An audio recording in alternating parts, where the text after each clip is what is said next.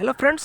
तो चलिए जानते हैं कि जीडीपी क्या है, जीडीपी एट एमपी क्या है, जीडीपी एट एफसी क्या है, यानी कि जीडीपी एट मार्केट प्राइस क्या है और जीडीपी एट फैक्टर कॉस्ट क्या है।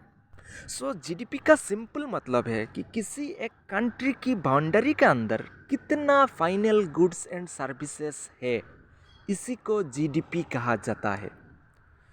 फिर जीडीपी एट मार्केट प्राइस का मतलब है वो जो फाइनल गुड्स एंड सर्विसेज किसी एक कंट्री की बाउंड्री के अंदर है, अगर इन सारी फाइनल गुड्स एंड सर्विसेज को मार्केट में बेचा जाए तो कितना रुपया अर्न होगा, इसी को कहा जाता है कि जीडीपी एट मार्केट प्राइस, यानी कि मार्केट वैल्यू कितना है।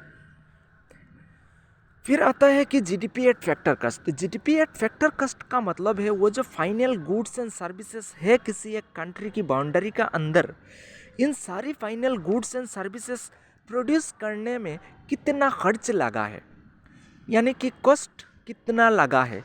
इन टर्म्स में अगर जीडीपी को कैलकुलेट किया जाए तो इसी को कहा जाता है जीडीपी एट फैक्टर कॉस्ट।